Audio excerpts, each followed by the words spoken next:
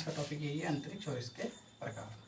तो अच्छा, हम लोग पहले समझ लेते हैं कि आखिर अंतरिक्ष क्या होता है। ये ठीक, देखिए, जो अंतरिक्ष होता है वो दो पिंडों के मध्य के खाली क्षेत्र को अंतरिक्ष कहते हैं। मतलब दो आकाशीय पिंडों के मध्य का जो ये खाली क्षेत्र होता है ना, इसी को हम लोग अंतरिक्ष बोलेंगे। पहले क्या था कि देखो, जो पुराना डेफिनेशन है उसमें कुछ ऐसा सिस्टम था कि उसका परिभाषा ये था कि दो पिंडों के मध्य खाली और निर्वात क्षेत्र। ठीक, खाली व निर्वात क्षेत्र मतलब ये खाली रहेगा, खाली मतलब कुछ नहीं, और निर्वात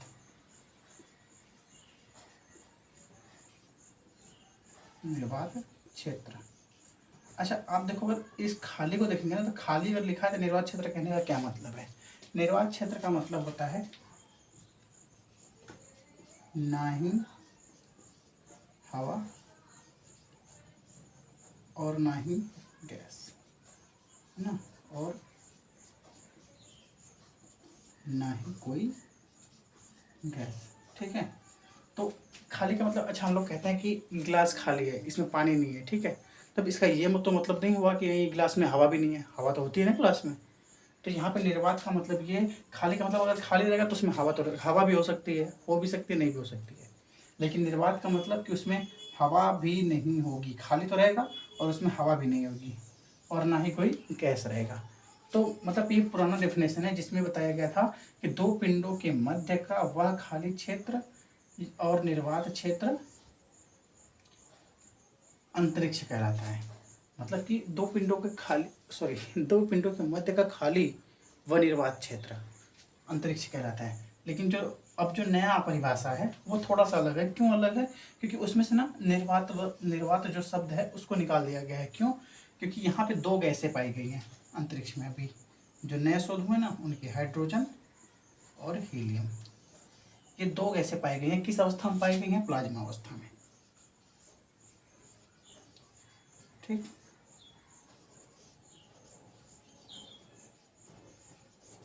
प्लाज्मा अवस्था, ठीक ना। तो ये दो कैसे पाई गई हैं? ये वहाँ पे गैस के रूप में नहीं है, मतलब उड़ती उड़ती हुई नहीं है, ये प्लाज्मा अवस्था में है, मतलब कि जमी हुई अवस्था में है। तो देखो, अभी ये, अरे यार हेडफोन है, क्या करें, अभी ऑर्डर किए हैं, माइक को आ जाएगा 2-3 दिन में हमारा माइक। अच्छा, अब हम लोग इसका डेफिनेशन लिखते हैं ना कि कैसे, आखिर लिखेंगे कैसे हम लोग। देखो,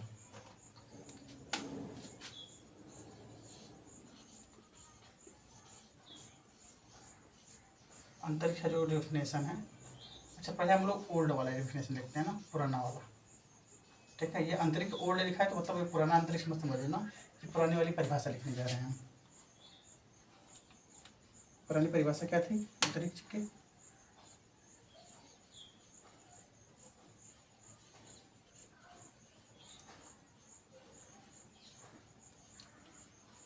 दो आकाशीय पिंडों या दो आकाशीय पिंडों के मध्य का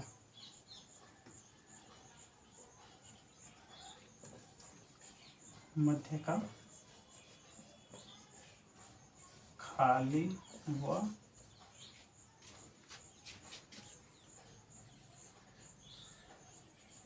निर्वात क्षेत्र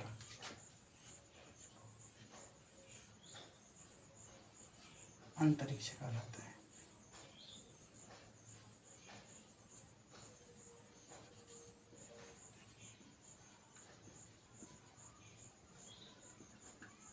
और नए वाले डेफिनेशन में से बस ये हटा दिया गया है, निर्वात को, है ना, बस खाली है वहाँ पे।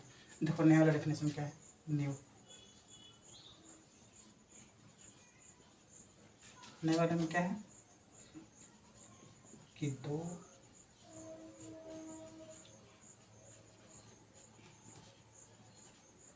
आकाशीय पिंडों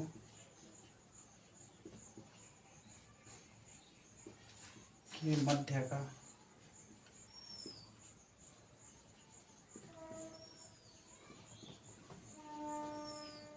खाली क्षेत्र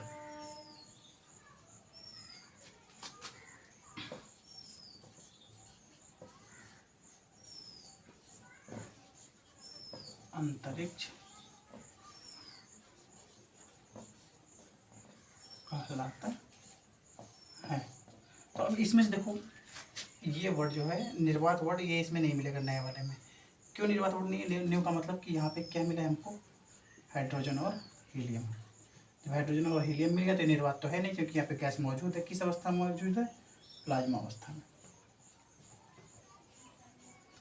प्लाज्मा अवस्था में तो यहाँ पे गैस है, इसलिए यहाँ से निर्वात शब्द को निकाल दिया गया और ये नई परिभाषा बन गई।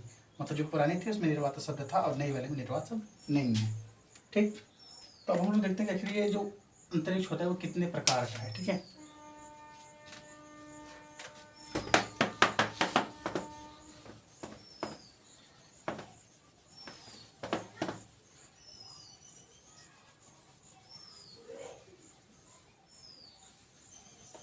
अंतरिक्ष के प्रकार।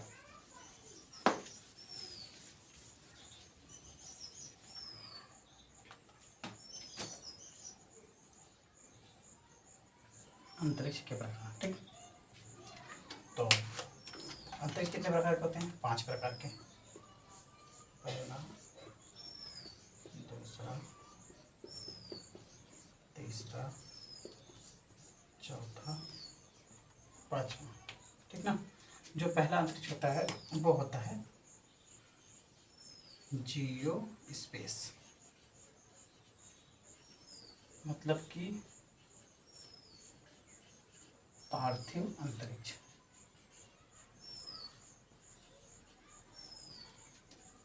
दूसरा होता है सिसलुनर स्पेस,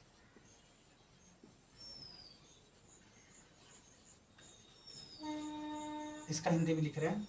तीसरा होता है इंटर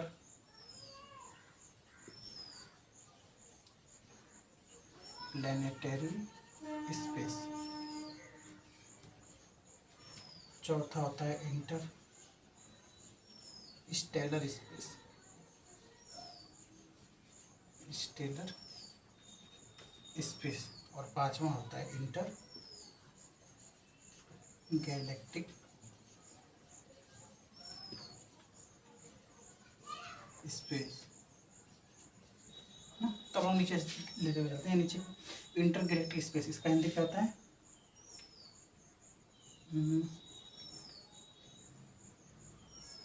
मिस कर रहा है, चलो ऊपर से लिखते हैं पहले इसका।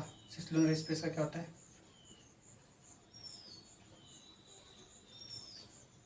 चांद्रिक अंतरिक्ष।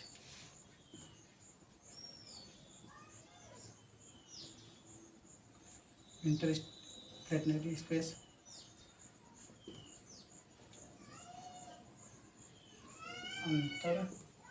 अंतरग्रहीय स्पेस यानी अंतरिक्ष। इसके बाद है इंटरस्टेलर स्पेस ना, अंतर तारक अंतरिक्ष।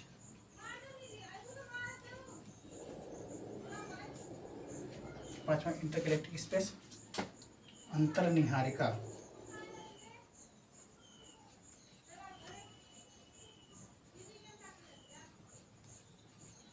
अंतर्निहारिका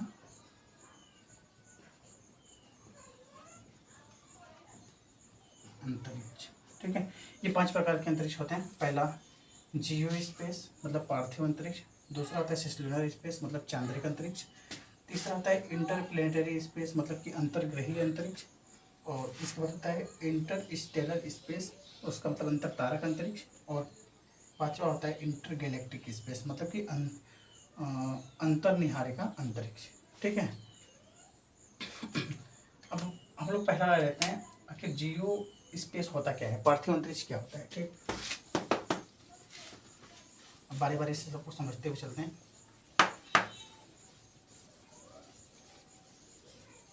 आखिर जियो स्पेस होता क्या है?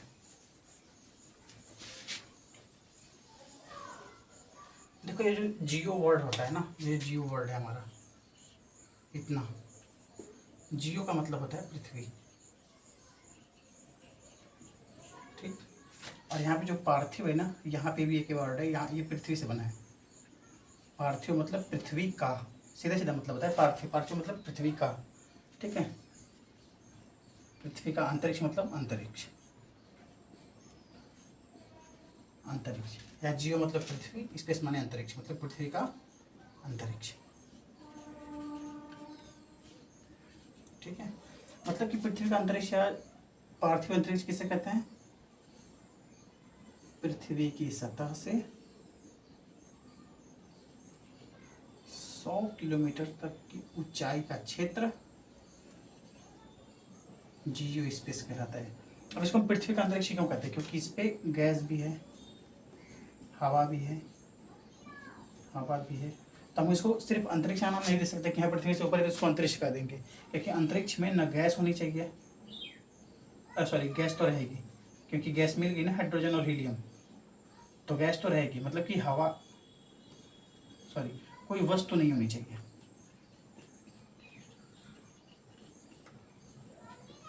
वस्तु नहीं होनी चाहिए। तो जो पहले परिभाषा थी, जो पहले डेफिनेशन था, उसमें क्या था कि निर्वात शब्द था, है ना। पहले जो परिभाषा थी उसमें निर्वात शब्द था, जो कि अभी लिखे थे हम पहले परिभाषा में, कि दो आकाशीय पिंडों के मध्य का खाली व निर्वात क्षेत्र अंतरिक्ष कहलाता है। ये पुरानी परिभाषा है। तो पुरानी परिभाषा में निर्वात था कि वहाँ पे गैस नहीं होनी चाहिए, है ना। तो जब गैस मिल गई तो वहाँ पे तो अंतरिक्ष, अगर अंतरिक्ष में गैस मिल रही है तो ये भी अंतरिक्ष रहेगा। यहाँ भी ऑक्सीजन है, पृथ्वी के आसपास हमारे वायुमंडल में ऑक्सीजन, नाइट्रोजन, अगर ये भी, अगर इसमें भी गैस है तो ये भी अंतरिक्ष होना चाहिए, तो इसको भी अंतरिक्ष माना गया, है ना। तो पृथ्वी से, ये हमारी हो गई पृथ्वी, ठीक है। पृथ्वी से 100 किलोमीटर की ऊंचाई तक का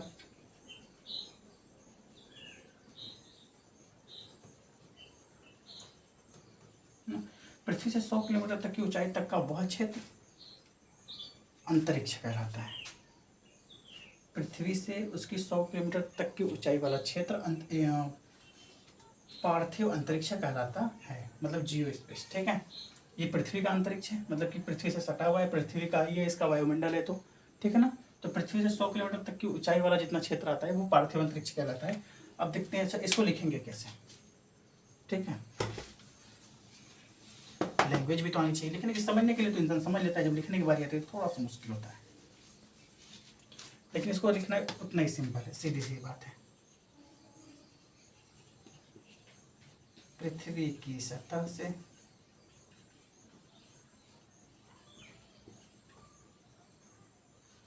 सतह से 100 किलोमीटर की ऊंचाई तक का क्षेत्र अंतरिक्ष कहलाता है।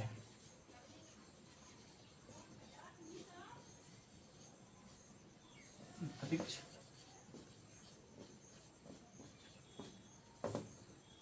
कहलाता है, ठीक। सॉरी, अंतरिक्ष नहीं, पार्थिव अंतरिक्ष, यहाँ पे जोड़ देना,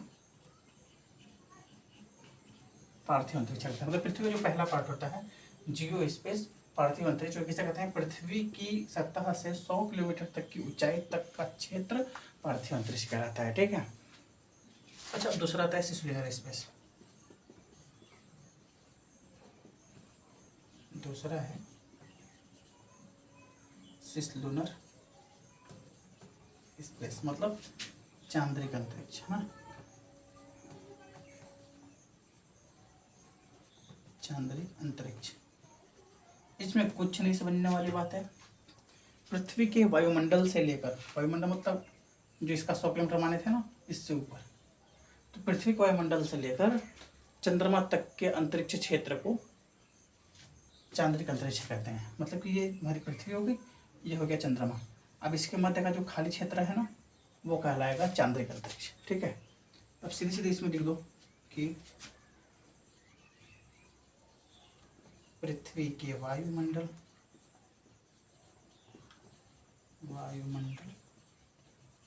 और चंद्रमा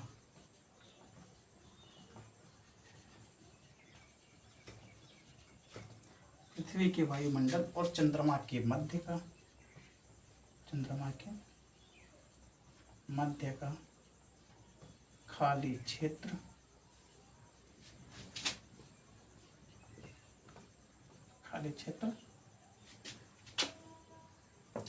चांद्रिक अंतरिक्ष कहलाता है।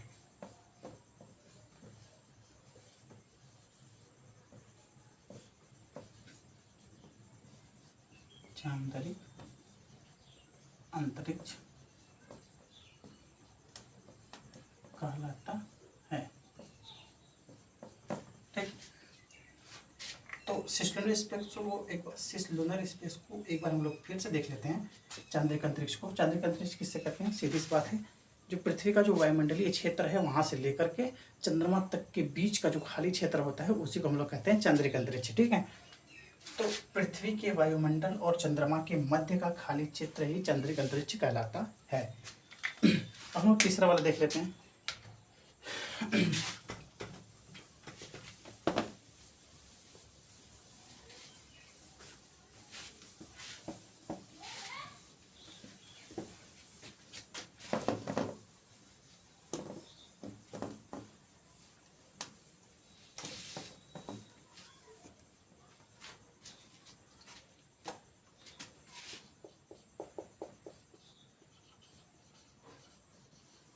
तीसरा है हमारा इंटर प्लेनेटरी स्पेस, है ना, इसको हिंदी में बोलते हैं अंतर ग्रहीय अंतरिक्ष।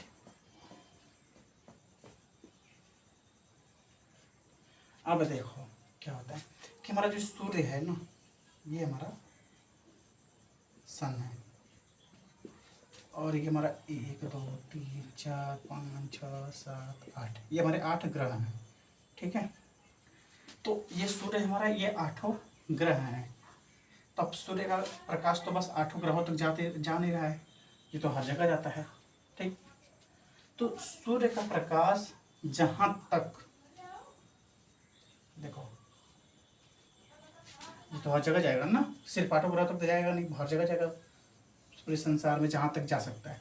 तो सूर्य का प्रकाश विद्युत चुंबकीय तरंगों के रूप में, आप यूँ मान लो कि प्रकाश की तरंगों के रूप में ना, तो सूर्य का प्रकाश जितनी दूर तक जाएगा विद्युत चुंबकीय तरंगों के रूप में, उसे बोलते हैं हेलियोस्फीयर, HELIOSPHERE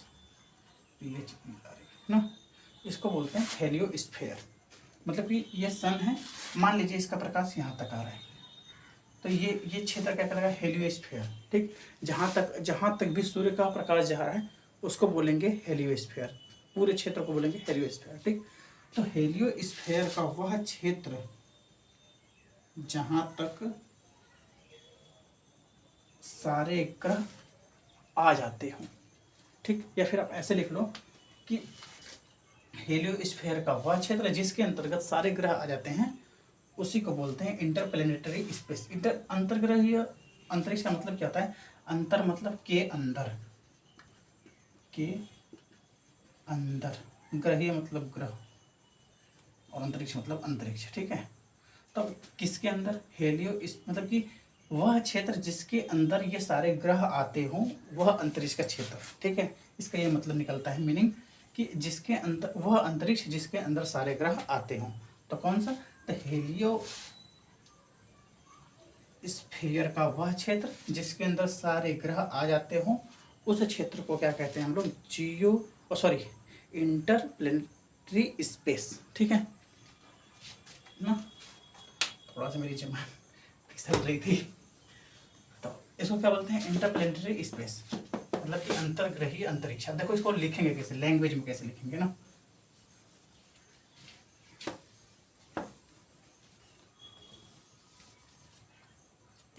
क्या था? अंतर्ग्रहीय अंतरिक्ष। तो अब इसको ऐसे लिखेंगे सिंपल सा, सूर्य की किरणें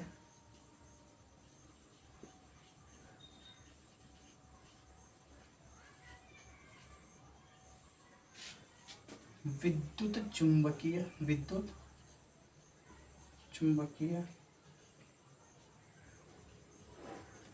तरंगों के रूप में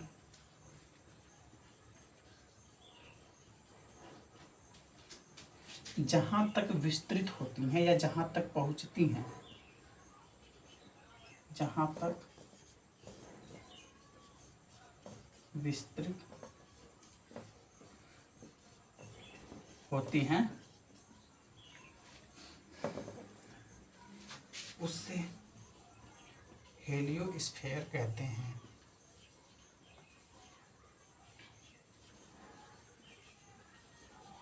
हेलियोस्फीयर कहते हैं। अब यहाँ पे एक लाइन खड़ी हो गई, अब ये छोड़ के ना दूसरे पैराग्राफ से, हेलियोस्फीयर का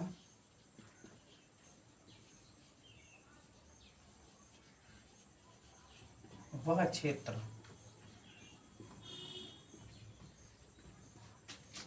जिसके भीतर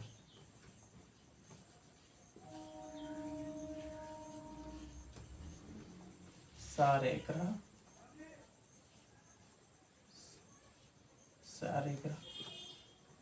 आते हैं,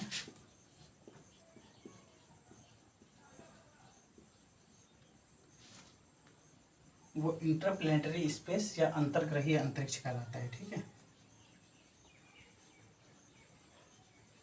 अंतर्ग्रहीय अंतरिक्ष या इंटरप्लेनेटरी स्पेस कहलाता है ना। अब देखो इसको फिर से देख लेते हैं। सूर्य की किरणें विद्युत चुंबकीय तरंगों के रूप में जहां तक भी फैलती हैं, जहां तक जाती हैं, जहां तक भी आप देख लो, उसको बोलेंगे हेलियोस्फीयर। जैसे कि हमने पीछे समझाया था चित्र बना के कि करके हमारे 8 ग्रह हैं मान लो, तो सूर्य का अगर प्रकाश सिर्फ यहीं तक तो जाएगा नहीं कि हाँ 8 ग्रह हैं तो बस वहीं तक दे दें। सूर्य का प्रकाश तो पूरा जाएगा दूर दूर तक, तो ये जहाँ तक जाएगा पूरा हो जाएगा हेलियोस्फीयर। और हेलियोस्फीयर पूरा हो गया तब हेलियोस्फीयर का वह क्षेत्र, ये भी तो हेलियोस्फीयर है, जहाँ तक सारे ग्रह आते हैं उसको हम लोग क्या बोलते हैं, उसको बोलेंगे इंटरप्लेनेटरी स्पेस या फिर अंतर्ग्रहीय अंतरिक्ष। मतलब कि जिसके अंदर सारे ग्रह समाहित हो जाते हों या सारे ग्रह आते हों, उसी क्षेत्र को हम लोग क्या बोलते हैं, अंतर्ग्रहीय अंतरिक्ष। ठीक है, तो क्या लिखा मैंने कि सूर्य की किरणें विद्युत चुंबकीय तरंगों के रूप में जहाँ तक जाती हैं या जहाँ तक विस्तृत होती हैं उसे हेलियोस्फीयर कहते हैं। ठीक, अब दूसरी लाइन में क्या लिखा कि हेलियोस्फीयर का वह क्षेत्र, मतलब जो हेलियोस्फीयर पर जहाँ तक जाती है वो पूरा हेलियोस्फीयर है, तो हेलियोस्फीयर का वह क्षेत्र जिसके भीतर सारे ग्रह आते हैं अंतर्ग्रहीय अंतरिक्ष या इंटरप्लेनेटरी स्पेस कहलाता है, या उसे इंटरप्लेनेटरी स्पेस कहते हैं या कहा जाता है। जो आपको अच्छा लगे, सूटेबल लगता हो उसे आप ग्रहण करिए, बाकी सबको छोड़िए, बस समझने से मतलब है और क्या। अब किसी भी भाषा में लिखो, किसी भी एग्जाम में अगर समझ गए तो सब सही है, और नहीं समझे तो सही भी लिखोगे तो भी गलत हो जाएगा। क्या लिख रहे हो कैसे पता चलेगा? अरे मेरे चैनल का नाम रह गया अभी तक, मैंने अपने चैनल का नाम नहीं डाला। तिरंगा IAS, ये हो गया मेरा YouTube का लोगो, बस बात खत्म। ठीक, अच्छा अब चौथा आता है हमारा, चौथा क्या था, इंटर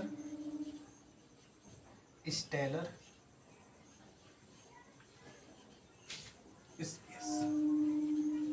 ठीक, इंटर स्टेलर स्पेस है, इसको बोल लो अंतर तारक अंतरिक्ष, अंतर तारक अंतरिक्ष है ना। तो अब एक चीज देख लो आप ना,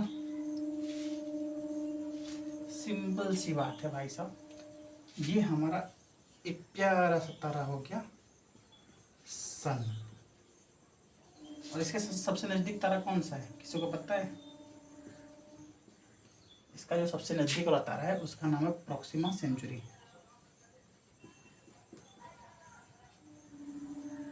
प्रॉक्सिमा सेंचुरी। अच्छा ना, यहाँ फिर से लिख दे रहा हूँ, आप लोग याद कर लेना, बहुत इंपॉर्टेंट है कि सूर्य के सबसे नज़दीक तारा कौन सा है, प्रॉक्सिमा सेंचुरी। ठीक है,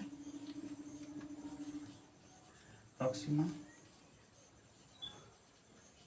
सेंचुरी है ना, इसको याद रखना आप लोग। ये सन है, सूर्य का सबसे नज़दीक तारा यही है, प्रॉक्सिमा सेंचुरी। ठीक, तो अच्छा अब इसको इंटर स्टेलर स्पेस कैसे कहते हैं, अंतर तारक अंतरिक्ष ना, इसको आप आधा प मत मानिएगा, यह र है, अंतर तारक अंतरिक्ष। तो अंतर तारक अंतरिक्ष हम लोग किसे कहते हैं, दो तारों के मध्य का खाली क्षेत्र अंतर तारक अंतरिक्ष कहलाता है। सिंपल सी बात है, दो तारों के मध्य का खाली क्षेत्र अंतर तारक अंतरिक्ष कहलाता है, या फिर दो तारों के मध्य का जो क्षेत्र है वह अंतर तारक अंतरिक्ष कहलाता है। ठीक, अब देखो, बस आपको अंतरिक्ष से समझना था, वो समझ गए तो सब कुछ लिख लोगे, बस थोड़ा सा पता होना चाहिए, सब कुछ लिख सकते हो, बस अंतरिक्ष का लैंग्वेज पता होना चाहिए कि अंतरिक्ष कैसे लिखते हैं, मतलब उसका डेफिनेशन कैसे लिखते हैं, लिखने तो सबको आता है अंतरिक्ष को। ठीक है, अब देखो अंतर स्टेलर स्पेस को कैसे लिखेंगे। ठीक,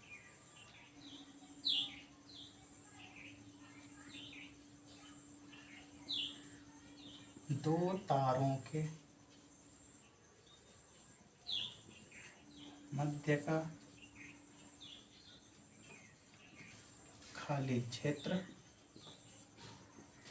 अंतर तारक अंतरिक्ष कहलाता है। अंतर तारक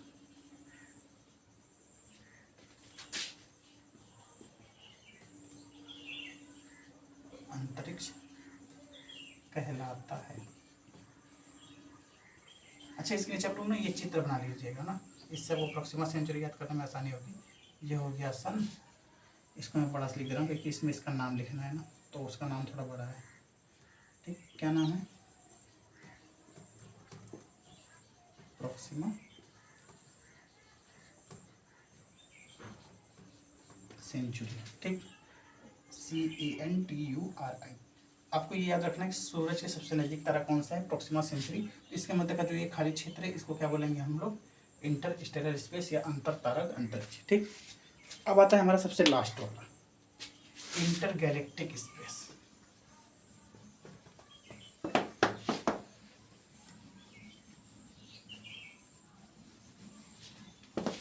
इंटर गैलेक्टिक स्पेस ना, अब ये क्या होता है भाई साहब, क्या हो सकता है,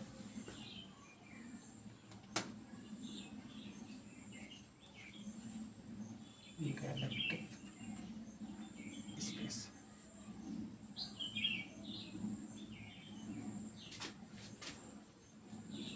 अंतर्निहारिका अंतरिक्ष। ये तो नाम, ये भी तो नाम, मतलब सारे सारे नाम पे रखे गए, कोई मुश्किल नहीं।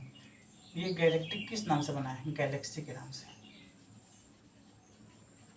गैलेक्सी। अब सिंपल सी बात है, दो गैलेक्सियों के मध्य के खाली क्षेत्र को क्या बोलते हैं हम लोग, इंटर गैलेक्टिक स्पेस। ठीक, देखो हम लोगों की कौन सी आकाश गंगा है, सॉरी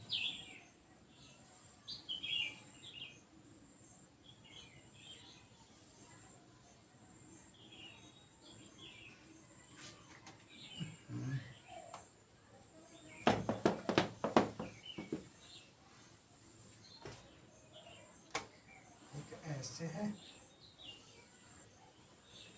एक ऐसे है ना, ये हो गई गैलेक्सी की हिंदी क्या होती है, आकाशगंगा। और जो हमारी आकाशगंगा है, हमारी ये गैलेक्सी है, उसका नाम क्या है, मंदाकिनी। ठीक, मंदाकिनी। और हमारी सबसे नज़दीक जो हमारी मंदाकिनी है, हमारी आकाशगंगा है, उसके सबसे नज़दीक वाली आकाशगंगा का नाम क्या है, उसका नाम है देवयानी ना। अब इसको ऐसा याद करो, मंदाकिनी की देवरानी, मतलब कि जो देखो जो औरतें होती हैं उनकी जो देवरानियाँ थी, जिसको देवर की वाइफ, तो उसकी बहन हुई ना, तो अब यूँ ये दोनों कौन है, बहनें हैं, ये दोनों साथ में होती हैं। सबसे हमारे मंदाकिनी के सबसे नज़दीक जो आकाशगंगा है वो है देवयानी, ये दोनों बहनें हैं।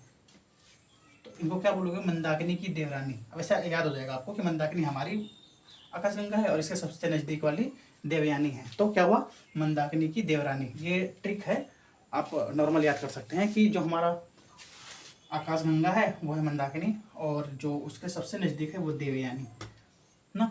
तो इसके जो मध्य का, दो आकाश गंगाओं के मध्य का खाली क्षेत्र जो होता है ना, उसको हम लोग बोलते हैं ये इंटरगैलेक्टिक स्पेस या अंतर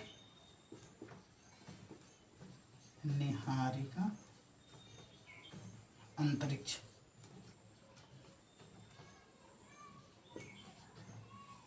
ठीक है, चाहे आप इसको ऐसे भी लिख सकते, सीधे इंग्लिश में भी यूज कर सकते हो, कोई दिक्कत नहीं है। Interstellar space. देखो क्या होता है कि दो आकाशगंगाओं के मध्य का खाली क्षेत्र ही कहलाता है इंटरस्टेलर स्पेस या अंतर्निहारिका अंतरिक्ष ना। अब इसको लिखेंगे कैसे हम देखो, अब हम लोग सॉरी अंतर्निहारिका अंतरिक्ष को कैसे लिखेंगे लैंग्वेज में, ऐसे दो आकाश गंगाओं के मध्य का खाली क्षेत्र ही अंतर्निहारिका अंतरिक्ष कहलाता है। अंतर्निहारिका अंतरिक्ष कहलाता है। अब ये चित्र बना लेना, इसको लिख देना मंदाकिनी, इसको लिख देना प्रॉक्सिमा सेंचुरी।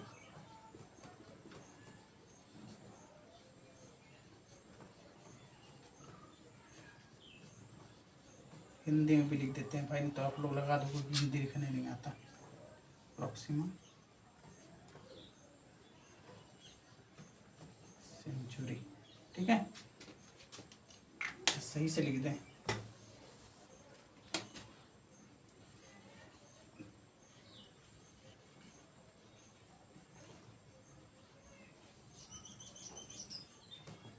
प्रॉक्सिमा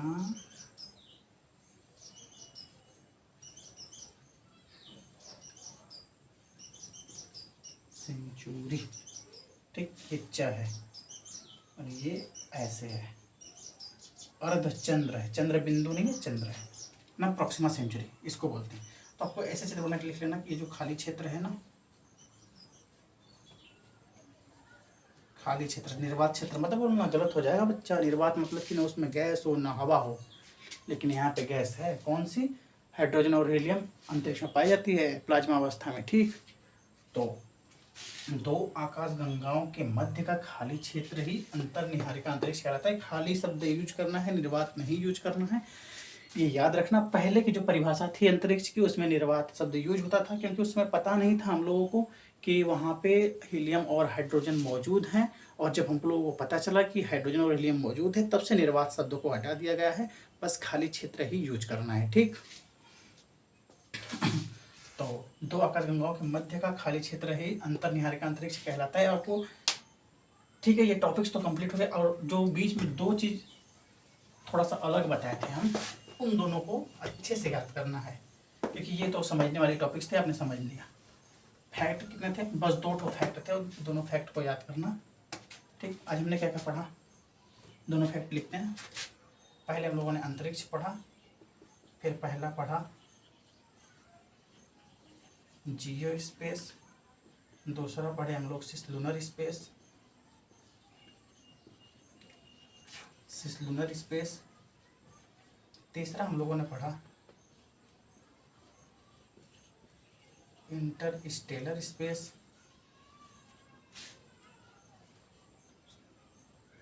नहीं हाँ इंटर स्टेलर स्पेस,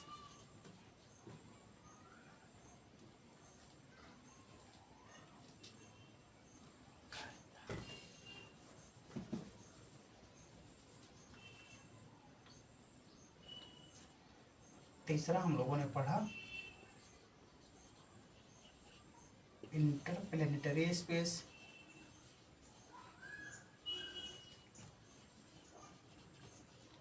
चौथा पढ़े इंटर स्टेलर स्पेस।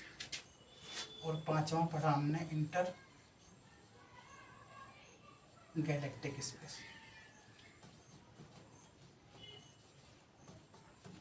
ठीक, ये सारी तो हो गई आपकी समझने वाली बातें कि सिंपल सी बात है। पृथ्वी के अंतरिक्ष को जियो स्पेस कहते हैं, जिसकी रेंज होती है 100 किलोमीटर। सिसलुनर स्पेस पृथ्वी और चंद्रमा के मध्य के खाली क्षेत्र को सिसलुनर स्पेस बोलते हैं, यानी चांद्रिक अंतरिक्ष।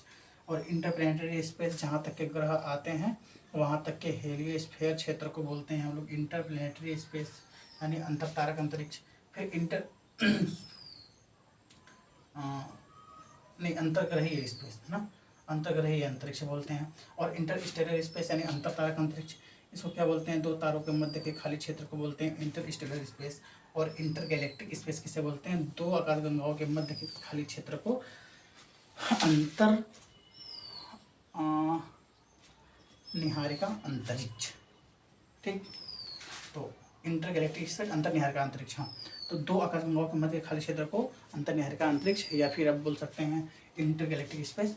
और दो फैक्ट कौन कौन से थे? ये हमारा हो गया सन के सबसे नज़दीक लिख देते हैं। अरे यार बारिश सुन के, कोई बात नहीं, कपड़ा बाद में उतार देंगे, वीडियो पूरी हो जाए। सूर्य के सबसे नजदीक तारा कौन सा है? तो आंसर होगा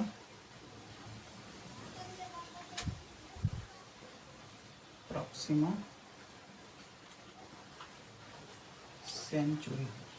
ठीक, और दूसरा फैक्ट क्या था?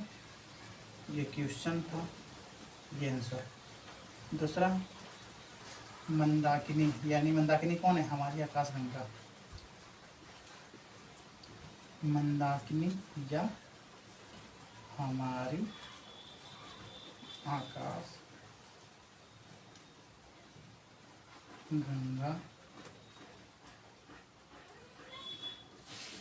की सबसे नजदीक आकाश गंगा कौन सी है? आकाश गंगा कौन सी है? ठीक है, कौन से का गंगा है हम लोग सबसे नजदीक? देवयानी। देवयानी। ठीक, इसका ट्रिक मैंने क्या बताया था? मंदाकिनी की देवरानी। ठीक, दोनों बहनें हैं तो देवयानी। बस इतना ही पढ़ाया मैंने आज। ये हो गया हमारे कंप्लीट टॉपिक। तो आज आप लोगों ने जितना चीज़ पढ़ा, हमने एक बार इसको 2 मिनट में रिवाइज भी कर दिया। तो अगर आपको वीडियो अच्छी लगी हो तो बस केवल लाइक करो, सब्सक्राइब करने की ज़रूरत नहीं है, क्योंकि हमको बस अपना टीचिंग स्किल बढ़ाना है। यूट्यूब पे बस बढ़ जाए और कुछ नहीं चाहिए। Thank you.